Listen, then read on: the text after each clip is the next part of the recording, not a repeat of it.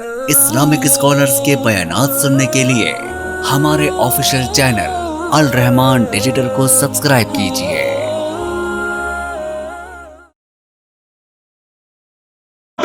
آگے کھڑا ہوتا ہے۔ علماء رہنما بننے کے لیے آئے، رہبر بننے کے لیے آئے، پیشوا بننے کے لیے آئے۔ آج ہم نے علماء کو رسول اللہ کے سیاست کا وارث نہیں سمجھا، بلکہ اگر میں یوں کہوں کہ اہل حدیث ہونے کے باوجود ہم نے رسول اللہ کو صرف مسجد کا امام تو مانا ہے، بازار کا امام نہیں مانا۔ مسجد کا امام تو مانا ہے، ریاست کا امام نہیں مانا۔ مسجد کا امام تو مانا ہے، عدالت و سیاست کا امام نہیں مانا۔ تو یہ بات حق ہے اور جائز ہے۔ رسول اللہ مسجد کے تو امام ہیں، لیکن سیاست میں میرا امام نواز شریف ہوگا۔ رسول اللہ مسجد کے تو امام ہے، سیاست میں میرا امام عمران خان ہوگا۔ رسول اللہ مسجد کے تو امام ہے، سیاست میں امام گرداری ہوگا۔ یہ اہل حدیثیت ہے، یہ منہج ہے۔ اگر رسول اللہ مسجد کے مصلی کے امام ہیں اور اگر مصلی اور منبر کے وارث علماء ہیں، تو کیا ریاست رسول اور تخت رسول کے وارث علماء نہیں ہیں؟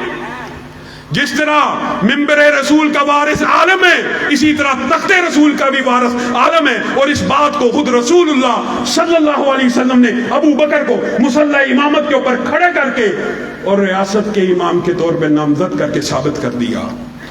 رسول اللہ نے حضرت ابو بکر کو کیا صرف مصلی کا امام بنایا تھا کہ ریاست کا امام بھی بنایا، سیاست کا امام بھی بنایا؟ عمر کو، عثمان کو، علی کو، جب تک خلفاء بادشاہ، آپ نے مغلوں کے بارے میں بڑی باتیں سنی ہیں۔ آپ کو یہ ظاہر ہے برِ صغیر کا ایک ماحول ہے، مغل بادشاہوں کے خلاف یہاں پہ آپ کو زیادہ لٹریچر ملے گا، لیکن صحیح اسناد سے یہ بات ثابت ہے، جیسے بھی تھے، جو بھی تھے، ان کی وکالت کرنا مقصود نہیں ہے، لیکن جب جمعے کا خطبہ آتا تھا خود خطبہ دیا کرتے تھے، جب فجر کی اذان ہوتی تھی خود نمازوں کو پڑھایا کرتے تھے۔ مسلمان اس وقت تک غالب رہے جب ان کے حکمرانوں میں جمعہ پڑھانے کی صلاحیت، جب ان کے حکمرانوں میں نمازیں پڑھانے کی صلاحیت باقی رہی۔ آج خاص طور پہ پنجاب کے اندر عجیب مغالطہ ڈال دیا گیا۔ پنجاب کے نوجوان منبر رسول کے اوپر جی چور نہیں کھڑا ہونا چاہیے۔ ایمانداری سے بتاؤ، تمہاری مسجد کے اندر کوئی کرپٹ مولوی ہو، خدا نہ خواستہ شرابی ہو، دانی ہو، برداشت کرتے ہو؟ نہیں۔ اللہ کا شکر ہے منبر سب سے زیادہ آج بھی پاک ہیں کہ یہ رسول اللہ کا منبر ہے، یہاں پہ شرابی نہیں ہونا چاہیے، یہاں پہ زانی نہیں ہونا چاہیے۔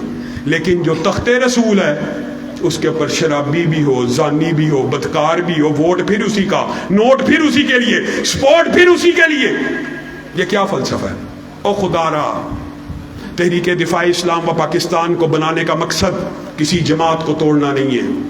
اور ابھی انہوں نے میرا جماعتی عہدہ بھی بیان کیا، کسی جماعت کے خلاف نہیں بنی، بلکہ یہ جماعت کے اندر افراد کو لانے کے لیے بنی ہے۔ آج جماعتوں کے ساتھ کتنے افراد منسلک ہیں؟ ذرا درد دل سے سوچ کے بتاؤ، سب سے بڑی جماعت بھی ہے، ان کے ساتھ کتنے لوگ ہیں؟ ہمارا دکھ کی بات ہے، لیکن کہنا پڑتی ہے جگانے کے لیے۔ پورے پاکستان کے اندر ایک حلقہ ایسا نہیں ہے، انتخابی حلقہ، جہاں سے آپ اپنی قوت بادو کے تحت الیکشن جیت سکے، نہیں ہے۔ اسلام پسندوں کی بات کیا کروں؟ اسلام پسندوں نے بعض نے تو کے پی کے اندر اپنے حلقے بنا لیے۔ آج پنجاب کی سیاست دیکھ لے، ایک حلقہ تو بڑی دور کی بات ہے، ایک یونین کونسل کا آپ چیئرمین نہیں بن سکتے۔ کیوں؟ کیونکہ میں نون لیگ میں ہوں، کیونکہ میں پی ٹی آئی میں ہوں، کیونکہ میں پیپل پارٹی میں ہوں۔ ملک کے اندر اسلام پسندوں کی تعداد تو بہت زیادہ ہے، تمہاری تعداد بھی کروڑوں میں ہے، کروڑوں میں ہو، لیکن حیثیت کیا ہے؟ حیثیت یہ ہے کہ پورے پاکستان میں جی ایک بھی انتخابی حلقہ نہیں ہے۔ یہ کیسے تبدیلی آئے گی؟ یہ تبدیلی ایسے آئے گی کہ جماعت کے ساتھ وابستہ ہو جائیے، جماعت کے اندر آئیے۔ تحریک دفاع اسلام و پاکستان کا مقصد جماعت کو افراد کی سپلائی کرنا ہے۔ بڑی بڑی جماعتیں ہیں، کل تعداد آپ کے سامنے جماعت الدعوہ نے تحریک اللہ اکبر کے تحت ملک سے الیکشن لڑا تھا، ٹریننگ نہیں تھی، تربیت نہیں ہے، پورے ملک سے 1,17,000 ووٹ ملا۔ یہ ہماری حیثیت ہے۔ آپ نے اگر ابھی بھی نہیں جاگنا، اگر آپ نے ابھی بھی آنکھیں نہیں کھولنی، تو پھر ٹرانسجینڈر ایکٹ پاس ہونے دیجئے۔ ٹرانسجینڈر ایکٹ پاس ہوا، آپ کے پاس اگر اسمبلی میں خدا کی قسم ایک سیٹ نہ بھی ہو، صرف آپ لوگ میرا ساتھ دے دیں، صرف آپ جتنے آج بیٹھے ہوئے ہیں، اللہ کی قسم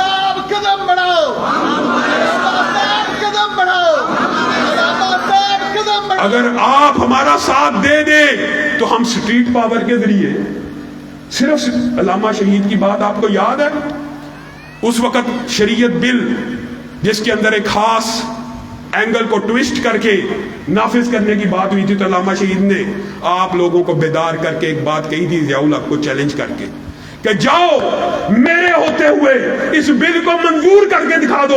असेंबली में एक सीट मौजूद नहीं थी, लेकिन किसी को जुर्रत नहीं दी हुई कि उस बिल को मंजूर कर ले। आज ट्रांसजेंडर एक्ट अयाज सादक पेश कर रहा, शीरी मदारी उसकी स्पोक्समैन और नवीद कमर उसको पेश करने वाला।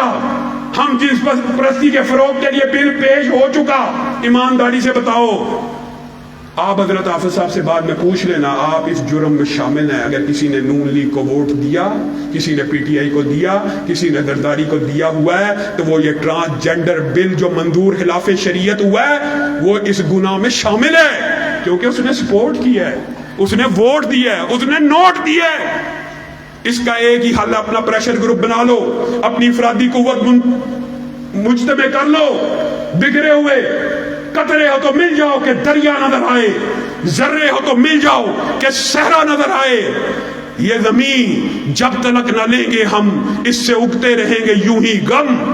ये बात याद रखना, रोटी कपड़ा मकान हम देंगे, अहले मेहनत को शान हम देंगे, इस हिजा को मिटाएंगे हम ही, फसले गुल लेके आएंगे हम ही। लेकिन आप लोगों के साथ से, आप लोगों की अगर मेरे साथ मिल जाए, अवाम सारी की सारी अगर दीन पसंदों इस्लाम पसंदों के साथ मिल जाए, तो अल्लाह के फजल से किसी को जुर्रत नहीं है ट्रांसजेंडर एक्ट मंजूर करे। हम आपको अनकरीब ट्रांसजेंडर एक्ट के खिलाफ इख्तिजाज की कॉल देने वाले हैं। आप उस इख्तिजाज में शरीक होंगे, दिफाए शआइरिल्लाह की इख्तिजाज में शरीक होंगे, दिफाए हरमैन शरीफैन के लिए शरीक होंगे, दिफाए खत्मे नबूवत के लिए शरीक होंगे, हुर्मत रसूल की जंग लड़ना पड़ी लड़ेंगे इंशाअल्लाह, फिर खून दिल दे के निखारेंगे रूहे बरगे गुलाब। हमने गुलशन के तहफ्फुज की कसम खाई है। व आखिरु दावाना अनिल हम्दुलिल्लाहि रब्बिल आलमीन।